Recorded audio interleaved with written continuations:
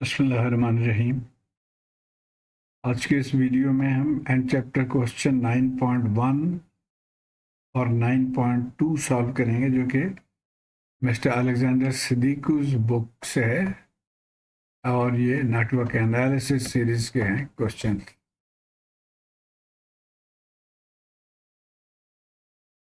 तो सबसे पहले हम क्वेश्चन नंबर 9.1 को देख लेते हैं। Given the sinusoidal voltage Vt is equal to 50 cos 30t plus 10 volt, हमें ये चार चीज़ें मालूम करनी है। The amplitude Vm, time period t, frequency f, and the value of voltage at t is equal to 10 millisecond। तो एक चीज़ ध्यान में रहे कि जब आप ये डिग्रीज के क्वेश्चंस को सॉल्व कर रहे हैं, आप यहाँ पे देखिए ये रेडियंस में है और ये डिग्री में है। तो प्रेफरेबल मेथड ये है कि इन सबको डिग्री में आप कन्वर्ट कर लें और आपके कैलकुलेटर को भी अपने डिग्री में सेट करना है। तो ये जहन में रहे। अब आइए हम चलते हैं आगे।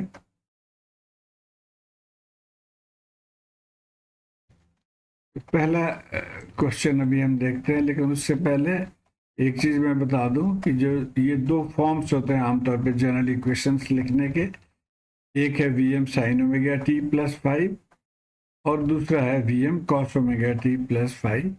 इनके ये दो फॉर्म्स हैं। आमतौर पे इसको प्रेफर किया जाता है क्योंकि यहाँ से हम फेजर डोमेन में इजीली इसको कन्वर्ट कर सकते हैं। अच्छा, अब इन दोनों को अगर हम कंपेयर करें, जो हमारे क्वेश्चन है और ये जनरल फार्मूला, तो यहाँ से हम देख सकते हैं कि वी एम 50 वोल्ट है। दूसरी चीज़ ये है कि यहाँ से आप देख सकते हैं कि ओमेगा इज इक्वल टू 30। तो पहला सवाल तो हमें मिल गया ऑलरेडी कि वी एम इज 50 वोल्ट। दूसरे सवाल में पूछ रहा है कि ये टाइम पीरियड कितना होता है। तो टाइम पीरियड का इक्वेशन होपफुली आपको याद होना चाहिए, नहीं तो ये दो इक्वेशन बहुत इंपॉर्टेंट है। हमें ये पता है कि omega is equal to 2 π f frequency और time period is 1 over frequency. तो यहाँ से आप 1 ओवर फ्रीक्वेंसी या टाइम पीरियड मालूम कर सकते हैं, जो कि हो जाएगा 2 π/ओमेगा। अब ओमेगा की वैल्यू हमने यहाँ से पता कर लिया है, तो वो हमने पुट कर देना। तो ये हो गया 0.02094 सेकेंड। लेकिन आमतौर पर इस तरह से नहीं लिखते, साइंटिफिक नोटेशंस में लिखा जाता है, जिसमें डेसिमल को आगे लेके लिखते हैं। जैसे ये है 3 डेसिमल हम आगे लेके चले गए, तो 209.4 इंटू 10⁻³ ये भी प्रॉपर तरीका नहीं है। 10⁻³ को हम मिली में लिख लेते हैं, तो ये प्रॉपर आंसर होगा कि 209.4 मिली सेकेंड। अब आ जाते हैं तीसरा हिस्सा, जो इसमें फ्रीक्वेंसी पता करना है। तो अगर टाइम पीरियड पता चल गया तो वहाँ से आप फ्रीक्वेंसी निकाल सकते हो। तो फ्रीक्वेंसी या इस फार्मूले से भी निकाल सकते हो। फ्रीक्वेंसी ओमेगा ओवर 2 π, तो ओमेगा 30 था ओवर 2 π, तो ये हो गया 4.775 हर्ट्ज। उसके बाद जो फाइनल क्वेश्चन है ये थोड़ा सा इम्पोर्टेंट है कि वी टी, यानी जो इक्वेशन हमने डेराइव किया वी टी, उसके value at T is equal to 10 milliseconds. Now this was our equation. अब इसमें t is equal to 10 millisecond हमने पुट करना। तो 10 मिली सेकेंड का मतलब हुआ 0.01 सेकेंड। अब जब हम इसमें पुट कर देंगे t की जगह पे 0.01, तो एक चीज आपको ध्यान में रखना होगा कि ये पोर्शन रेडियन है और उसके साथ ये +10 ये डिग्री है।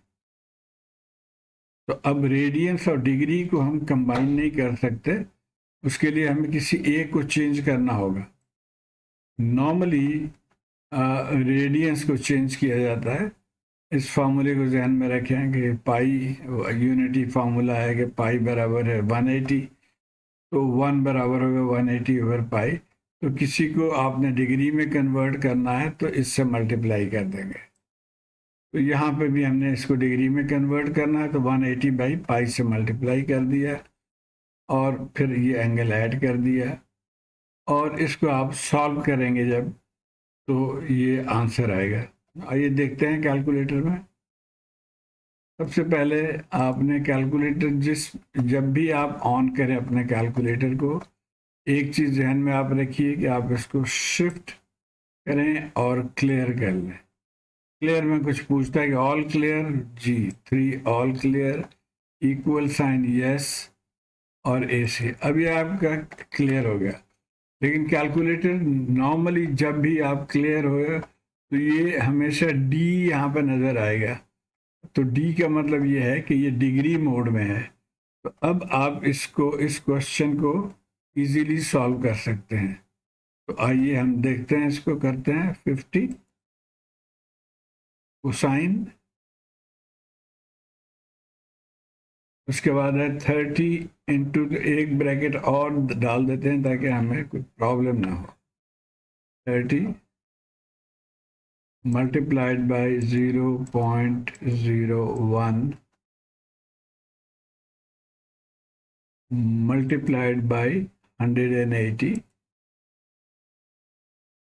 divided by pi. So divided by fifth pi. तो ये पहला हिस्सा मुकम्मल हो गया। अब इसके साथ हम +10 डिग्री ऐड कर लेते हैं और इस ब्रैकेट को भी क्लोज करते हैं। तो ये एंट्री हो गई। तो हम इक्वल साइन प्रेस करेंगे तो ये देखिए 44.4353, तो इसको हम 44.48 वोल्ट लिख सकते हैं। तो इस तरीके से आप इस क्वेश्चन को सॉल्व करेंगे। इसके साथ ही एक और क्वेश्चन, जो क्वेश्चन नंबर 2 है, उसको भी देख लेते हैं। सेम टेक्निक है, वहाँ पे यहाँ पे करंट दिया हुआ है, पिछले सवाल में वोल्टेज था, बाकी वही चीज़ें मालूम करनी है। एग्जैक्टली सेम टेक्निक हम फॉलो करेंगे। ये फॉर्मूला हमारा आ गया है, इसके इन दोनों को कंपेयर करेंगे तो यहाँ से हम आई एम और ओमेगा निकाल सकते हैं। तो एम्पलीट्यूड आप यहाँ से देखें, आई एम बराबर हो गया 15 एम्पियर, पहला हिस्सा हो गया।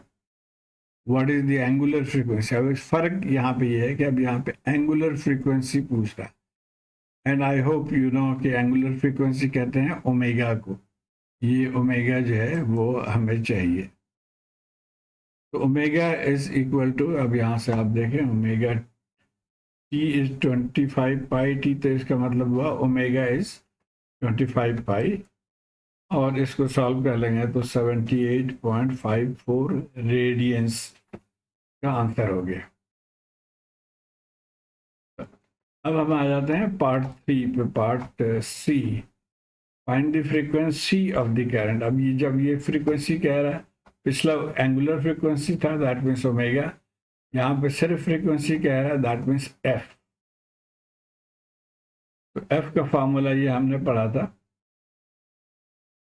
और यहाँ पे वैल्यूज पुट कर देंगे। Omega is 25 pi divided by 2 पाई, तो ये आ गया 12.5 हर्ट्ज के फ्रीक्वेंसी। और पार्ट डी में भी उसी तरह, at T is equal to 2 millisecond, तो 2 मिली सेकेंड को हम सेकेंड में लिख लेंगे, 0.002 second. You have to be very careful, मैंने ये गलती की थी कि इसको 0.02 लिख लिया था, लेकिन ये सही है। अच्छा, उसके बाद अब हम इसमें पुट कर देंगे इसको, तो 15 cos पाई 0.002, लेकिन ये रेडियंस है, अभी ये ध्यान में रहे, और उसके साथ ये 25 डिग्री है। तो रेडियंस को पहले हम कन्वर्ट कर लेंगे डिग्री में, और उसके लिए तरीका हमने अभी डिस्कस किया है कि 180 बाई पाई से मल्टीप्लाई कर देंगे इस पोर्शन को। अब इसको जब हम कैलकुलेटर से सॉल्व करेंगे तो ये आंसर आना चाहिए। तो आइए देखते हैं, कैलकुलेटर से सॉल्व कर लेते हैं इसको। 15 cos 25 pi 25 into shift pi into 0.002 into 180 divided by pi shift pi। तो ये पहला हिस्सा हो गया। तो अब ये चूंकि सारे मल्टीप्लिकेशन है तो इनमें हम ये प्लस को साथ डायरेक्ट लिख लेंगे ताकि ये इकट्ठे हमें आंसर मिल जाए। तो प्लस 25 डिग्री है ये, इक्वल साइन। तो अब ये हमारा आंसर आ गया 12.435, जो कि हम इसको 12.44 एम्पेयर लिख सकते हैं। तो उम्मीद है आप इसको फॉलो कर पाए होंगे। आगे चलते हैं।